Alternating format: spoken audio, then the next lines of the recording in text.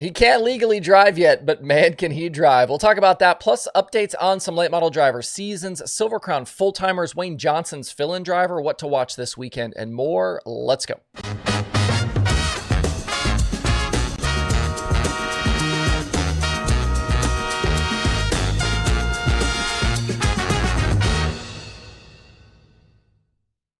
It's Thursday, April 18th. I'm Justin Fiedler. This is Dirt Tracker Daily, presented by Kubota Genuine Parts. The World of Outlaws Late Model Series is back in action tonight. They kick off a 3-race weekend. They're at Thunderhill Raceway tonight, and then after that, they'll head to the Talladega Short Track for 2 nights. They're going to run that alongside the NASCAR weekend that is across the street at the big track. Brandon Sheppard continues to lead the Outlaw standings over Chris Madden and Nick Hoffman. We'll be keeping a sharp eye, though, on Bobby Pierce, as following a win and a second during the Illini at Farmer City last week, he's already back up to 8th in the standings. Remember, he dropped out of the top 10 after the tire penalty from Volusia. At the moment, he's 122 points behind Sheppard. At about 2 points per position, that's 61 feature spots that he trails the B5. Depending on how the weekend goes, there is a scenario where we could see Pierce crack the top 5 by Saturday night, as Tyler Bruning in 5th is only 40 points ahead of him. Sheppard is still looking for that first Outlaw win of the year, but he's been his usual consistent self with 4 top 5s and 6 top 10s in 6 Outlaw races so far. He'll need to keep that up to hold Pierce back. This will be the debut for the Outlaws at Thunderhill, while Brandon Overton took the Talladega win a year ago. Overton's website, or schedule on his website, shows him taking the weekend off, so he won't be back to defend.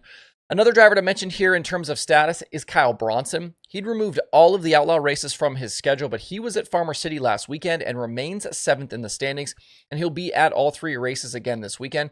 For now, it seems as though he's continuing with the Outlaws even in the aftermath of that tire penalty. Someone I want you guys to start keeping an eye on as well is another driver we'll see with the Outlaws this weekend at Talladega, and that's 15-year-old Trey Mills. Mills is back for year 2 as a full-timer with the Hunt the Front Super Dirt Series and was the Rookie of the Year in 2023. We're already at a point where guys are falling off the HTF Tour because it's gotten so difficult, one of which we'll get to here in a minute. But Mills is very quietly 6th in the Hunt the Front standings after 3 races. At the moment, he's ahead of guys like Carson Ferguson, last year's champion Josh Putnam, Ashton Winger, Zach Mitchell, Will Harrington, and Scott Bloomquist. Mills only trails Brandon Overton by 40 points at the moment. He was 11th in the opener at Talladega and left Alltech with runs of 5th and 9th.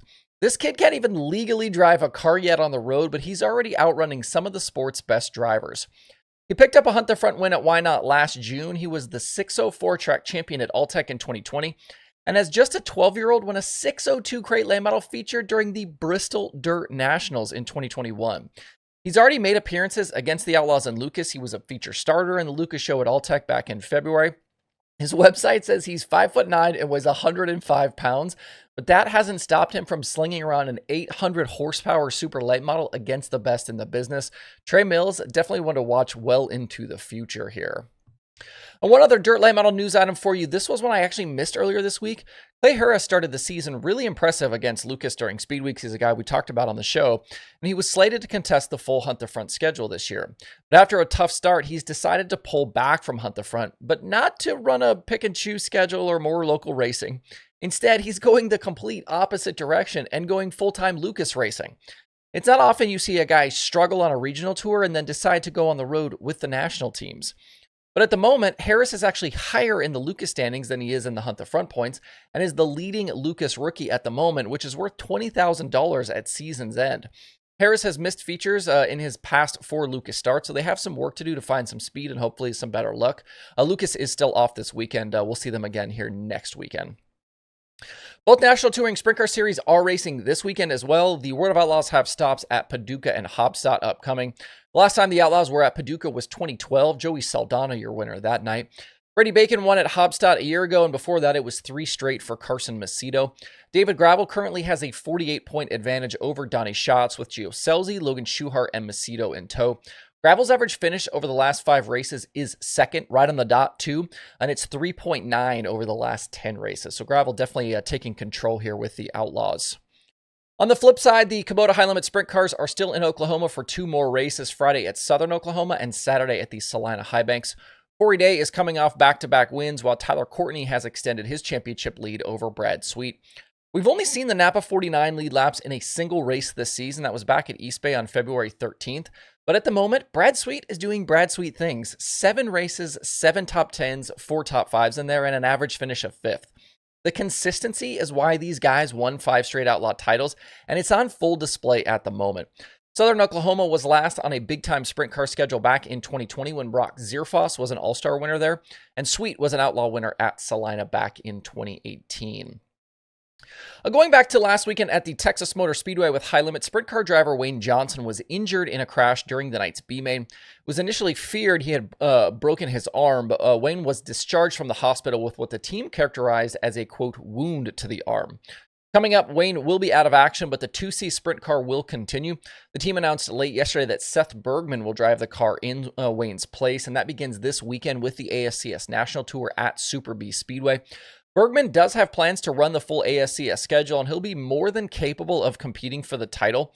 He had 2 wins, 8 top 5s, and 9 top 10s in just 9 appearances in 2023. He ran early in the season, but had to fall off to focus on his business. Bergman and his family own a coffee company in Oklahoma. With defending champion Jason Martin currently listed as not returning to the series, Bergman and Matt Covington are probably the 2 to watch for this title. Friday and Saturday at Super B are both 4,000 win, and if you can't get there, the ASCS will be live all season right now on Dirt Vision. USAC Silver Crown season gets rolling this weekend with a trip to Toledo on Saturday. That's obviously a pavement race, not a dirt race, because Silver Crown runs both. But earlier this week, Richie Murray put out a list of Silver Crown full-timers expected for the season, and I wanted to run through those today.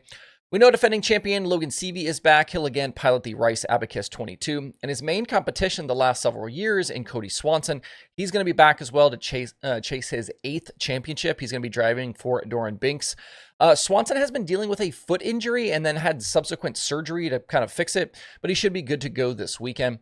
The field will also include 2020 champion Justin Grant, multi-time series winner CJ Leary, plus Kyle Steffens, Travis Wellpott, Davey Hamilton Jr., Kaylee Bryson, Dave Burkheimer, Greg Corey, Nathan Moore, Trey Burke, Trey Osborne, Mario Klauser, and Taylor Ferns. And then on top of the 15 regulars, this weekend's show at Toledo will also include Dakota Armstrong, Jerry Coons Jr., Nathan Bird, Tyler Rohrig, Russ Gamester, Bobby Santos, Jackson Masenko, and Derek Bishak. Cars will hit Toledo Speedway Saturday afternoon. Elsewhere this weekend, you've got the USMTS Modifieds in Oklahoma for a pair of shows. They'll be at Arrowhead Speedway on Friday night and Tri-State Speedway on Saturday. Not the Haubstadt in Indiana, but the other Tri-State. Both are 5,000 to win main events. The standings super tight right now with USMTS 114 points separate the entire top 10. Jake Tim is the current championship leader. The MLRA late models were supposed to be at Cedar County and 34 Raceway this weekend, but all 3 shows have been washed out and postponed until later in the season. The Spring Nationals have a pair of shows, one at Ponderosa and another at Lake Cumberland coming up Friday and Saturday. Donald McIntosh leading that championship right now over Pearson Lee Williams and Christian Hanger. There's plenty of other regional late model action as well, including the Ultimate Southeast Series, Southern All-Stars, and then you've got weekly racing at places like Port Royal. All right, that's it for the Daily Show this week. Make sure to stop by DIRTRACKR.com/watch tonight to see your weekend streaming options. Hope you guys have a great Thursday and a great weekend out there. We'll see you right back here on Sunday.